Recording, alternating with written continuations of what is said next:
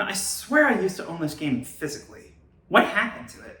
Did I end up wherever my original Wii U went? Who even steals a Wii U? You ever just have no clue how to introduce something? Super Mario 3D Land, the first original 3D Mario platformer on a handheld and the fifth 3D Super Mario game in general. It's also the first Super Mario game on 3DS, so the title is either a joke about being Mario Land in 3D, or it's a joke about being Mario Land in 3D! And one of those is much more impressive, at least in theory. Note that in theory part, it will be on the final exam. So the story is... Bowser kidnapped Peach, go save her. Again. There are postcards in between each world that show small snapshots of Peach and Bowser, including Peach trying to escape from his castle before Mario can even save her. Plus, once you beat the final boss, you learn Luigi has also been kidnapped. And yeah, that's pretty much everything. Who needs story? It's a Mario platformer, not an RPG. I mean, it was released like a year before Sticker Star on the same system. They didn't give a shit about plot. The story is weak, to be sure. I don't think anyone will really deny that. But hey, at least the game's presentation is more original, right? Right? Okay, look, this game is a very good-looking game for the 3DS. It runs well, it's insanely polished, there aren't any major visual flaws or quirks, but there also aren't any real unique features. There's a fixed camera now, which was used in the Galaxy games beforehand, just not in every level. A lot of enemies and objects have tails because the developers decided that feeding off Mario 3 nostalgia was a good replacement for an identity. A few actually new enemies are super round. Okay, there is one creative addition to the graphics. I'm just a bit too astigmatic to properly appreciate it. Ah, the 3D of the 3DS, one of the most useless of all of Nintendo's useless gimmicks. Okay, it's not terrible, and some of the puzzles in the game use it interestingly, but that's really about it.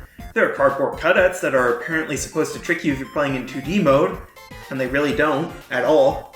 I appreciate that they let you choose if the 3D is deeper or just pops out, though frankly I can't see it popping out anyways. But again, my eyes can barely see in 3D in real life, so I'm probably not the best judge of a 3D effect. By the way, that one's not a joke. I am a hazard on the road. So as for the gameplay, what the fuck do you want me to say? It's standard New Super Mario Bros., but in 3D and with the backflip and long jump from 64 in Galaxy. Outside of a couple new moves, there is nothing unique about this game. The power-ups? Well, we have the Tanuki suit returning from Mario 3, except the default version can't turn into a statue and no version can actually fly, just hover after a jump. Seriously, we could have very easily had a form of flight like in 3 or World, but in a slightly more open 3D environment, but instead they just didn't do that. We have one actually new power-up, to be fair, the Boomerang Flower, which lets Mario throw a boomerang, and meh, it's not terrible. It can be useful since it bounces around and can pick up certain items, but like, I don't know, man, it's just not really interesting. It's a fire flower, but instead of bouncing, it flies back and forth. That's it. Other than those two, I mean, there's no score counter, and you have a super mushroom whenever you use the life. Other than that, I mean, this is just a new title, but with an extra dimension. To be fair, there are 2 new items as well in the form of boxes you wear on your head. One is just the propeller block from New Wii, and the other one gives you coins. That's it. There is star coins like in the new games, star medals. You can find clocks if you want to add some more time to the time limit, which I never really ever even got close to needing. Yeah, this game just has nothing. Well, except levels. The levels in Super Mario 3D Land, well, they aren't terrible. They have a few interesting ideas occasionally. We have new binoculars we can find to observe the rest of each level, and we can even jump on super note blocks to go up to special areas, sort of similar to those bonus areas in the clouds in Mario 1 and 3, only now you either storm through enemies with a star or platform around cloud platforms in the 3D recommended isometric view. There are blocks you can hit to move them in the specified direction, which lets you move platforms around in a pretty unique way for the series. There are face block platforms similar to the first new Mario game, only spawned from red exclamation mark boxes so they can go anywhere they want. There are two-way doors and warp pipes you can use both ways. There are also mystery boxes, both in levels and on the world map screen, which, correct me if I'm wrong, but I'm pretty sure these don't do anything outside of giving you more star medals, coins, and occasionally power-ups. It's not a terrible idea, small challenge areas like in Galaxy 2, but also I'm kind of the opinion those challenge areas are also pretty gratuitous. Overall, I mean, the game isn't entirely devoid of creativity. Just, mostly. Apologies to all the 3D Land fans for how hard I've been on it, all 3 of you. Levels really don't tend to stick to any theme for each world, interestingly, just mixing them together.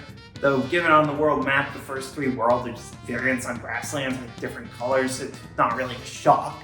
There are some themed levels, like a couple desert-based stages in World 5 and a forest level in World 4. There are also themed levels that make no sense based on the world's greater theme, like the pyramid in the cloud-based World 6. It's a choice. I'm reminded of the criticism of Kirby's Star Allies, which also didn't really structure the level themes together in any sort of coherent way. That game suffered from its stages lacking any sort of memorability, which is definitely the biggest problem with 3D Land 2. I didn't hate any of these levels, honestly, but none of them really left an impression. Same for the bosses, all 4 of them. With the fake Bowser, Boom Boom from Mario 3, his new female counterpart Pom Pom, and then the real Bowser, all of whom you fight at least twice. This game just has no identity of its own, even less so than direct sequels like Galaxy 2. That doesn't mean it's terrible, but it's probably the game I'll remember the least out of the whole series. But hey, even if I don't think it's particularly memorable, still probably better than next week's offerings.